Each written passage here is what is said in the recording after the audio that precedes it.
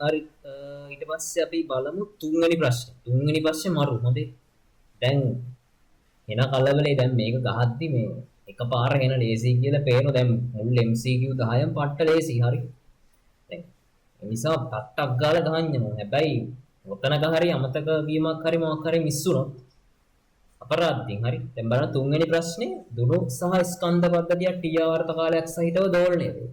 දුන්නේ දිග හරියටකින් අඩු කර ස්කන්ධයේ ආරම්භක ස්කන්ධයෙන් හරිය අඩකට අඩු කළහොත් නව ආවර්ත කාලය. දැන් දුන්නක්නේ. දුන්නක් අපි මේ විදියට එල්ලලා ස්කන්ධයක් ගැට ගහලා මෙයා සරලනුවර්තීය චලිතයේ යෙදුවම හරි. එයාට අදාළ දෝලන කාලාවර්තය සඳහා ප්‍රකාශනය වුණේ t සමානයි 2π මූලෙන් බෙදීමක ස්කන්ධය මෙයාගේ දුරුණීතය k කියලා හිතමු. ඊට පස්සේ අපෙන් ගාන කියන්නේ මේ දුන්න හරිය අඩක් කරනවා. සමාන කොටස් දෙකකට කපනවා. කපලා ඊට පස්සේ මෙතන ස්කන්ධයක් තාම mg බෙදීම දෙකක්. හරි. දැන් අහනවා ආර්ථ කාලය. දුරුණීතය මොකද වෙන්නේ? වෙනස් වෙයිද වෙනස් වෙන්නේ නැති වෙයිද? වෙනස් වෙනවා. මෙයා මොකද වෙන්නේ?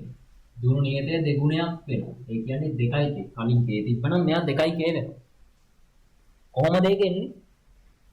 අපි දන්නවා දැන් හුක් නියමය තියෙනවානේ අපිට ප්‍රත්‍යස්ථතා පාඩේ පදාර්ථ යාන්ත්‍රික. ඒකේ අපි දන්නවා ප්‍රත්‍යාබලය සමානුපාතිකයි වික්‍රියාවට.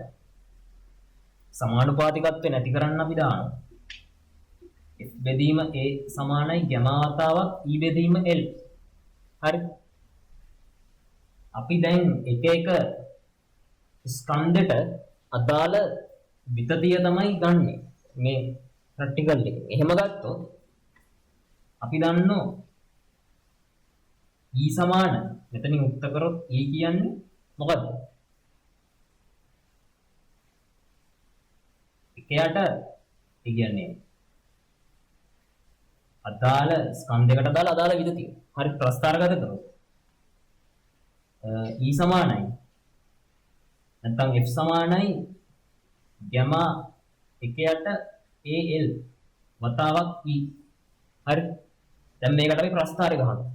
ප්‍රස්ථාරය ගැහුවම අපි දන්නවා මේකේ අනුක්‍රමණය කියන්නේ K. ඔන්නෝක තමයි දුරුණියතය කියන්නේ. මෙයාගේ අනුක්‍රමණය. ගැමා බෙදීම AL. හරි. එතකොට දිග අඩක් කරාම මොකද වෙන්න ඕන? මේක දුරුණියතේ දෙගුණයක් වෙන්න ඕන. අන්න ඒ විදිහටයි මෙතනට අපි 2යි k ගන්නෙ. හරිනේ. දැන් ඉතින් නව දෝලන කාලාව. හිතෙන් බලමු. මේවා මේ ප්‍රකාශ දෙකක් ලියලිය ඕක බෙදලා හිමින් අඩු කරලා ඕව කරන්න යන්න එපා. හරි. ඊළඟනේ. හිතෙන් ගමු. දැන් t සමානුපාතික වෙන්න ඕනේ එතකොට m බෙදීම k ගේ මූලෙට. දැන් බලමු. ස්කන්ධය අඩක් කරා. එතකොට භාගයක්. හරි භාගයක් දෙනවා. භාගයක් නෙමෙයි මූල භාගයක් දෙන්නවා. ඊට පස්සේ k අන්න k දෙගුණයක් වුණා. හැබැයි t ප්‍රතිලෝමයි k ට. k දෙගුණයක් වුණා නම් t ඒත් එකයට මූල දෙකකින් ගුණ වෙනවා. එතකොට මොකද වෙන්නේ? භාගය. ඒ කියන්නේ අලුත් t dash වෙන්නේ 2යි. sorry t බෙදීම 2යි. ඔන්න උත්තරේ. හරි. k අමතක කරොත් අනිවාර්යෙන් ගහන්නේ ඔක උත්තරේ කීයද? දෙවෙනි උත්තරේ. ඉතින් වැරදි. හරි. එන්න ලේසි කියලා පේනුනට පරිස්සමෙන් ගහන්න ඕනේ මේ වගේ MCQ. හරිනේ. එතකොට තුන්වෙනි උත්තරේ පළවෙනි එක.